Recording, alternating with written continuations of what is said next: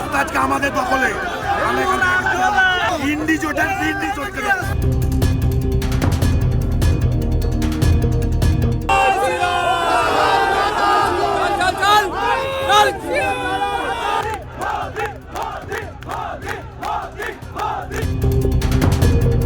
Nomination জমা দেওয়াকে ঘিরে হুলস্থুল কাণ্ড হুগলিতে। অভিযোগ, নির্ধারিত সময়ের পর নমিনেশন জমা দিতে যায় বিজেপি। জানা গেছে, বেলা 11টা নাগাদ নমিনেশন জমা দেওয়ার কথা ছিল বিজেপি প্রার্থী লকেট চট্টোপাধ্যায়, কিন্তু অভিযোগ ওঠে 11:15 নাগাদ চুচুড়ার ঘড়ির মোড়ে পৌঁছয় বিজেপি। এদিকে 12:30 নাগাদ নমিনেশন জমা দেওয়ার কথা ছিল সিপিএম প্রার্থী। এমন অবস্থায় সিপিএম ও বিজেপির দুই প্রার্থী একই সময় ঘড়ির মোড়ে পৌঁছে যাওয়ায় উত্তপ্ত হয় গোটা এলাকা। শুরু হয় বচসা থেকে ঠেলাঠেলি। পরিকল্পিতভাবে অশান্তি সৃষ্টির চেষ্টা করছে তৃণমূল, তোপ বিজেপির।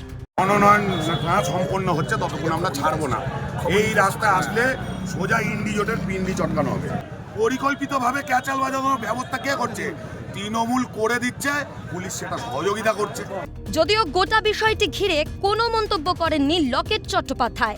উত্তেজনার কিছু নেই, কারণ আমাদের খুব সুন্দরভাবে নমিনেশন হয়েছে এবং ওনাদের মিছিল যাচ্ছিল।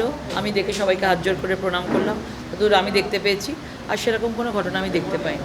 ঘটনায় পুলিশকে কাঠগড়ায় তুলেছে বামেরা। ওরা দেরি করে এসছে, ওরা প্রায় 12:30 নাগাদ এসছে।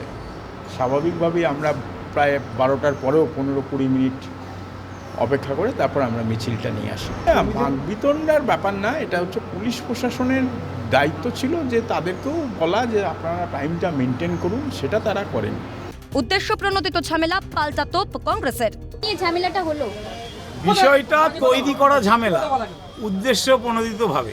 ঘটনাস্থলে গিয়ে পরিস্থিতি নিয়ন্ত্রণে আনে চুচুড়া থানার পুলিশ। পাশাপাশি দুই রাজনৈতিক দলকে তাদের গন্তব্যস্থলে যাওয়ার বন্দোবস্ত করে দেয়। আগামী 20 মে লোকসভা নির্বাচন হুগলিতে। নমিনেশনের দিনই যদি এমন ছবি দেখা যায় হুগলিতে, তাহলে ভোটের দিন কোন ছবি দেখবে বাংলা? রীতিমতো ভাবাচ্ছে রাজনৈতিক বিশ্লেষকদের। হুগলি থেকে কাকলি নস্করের রিপোর্ট, ক্যালকাটা নিউজ।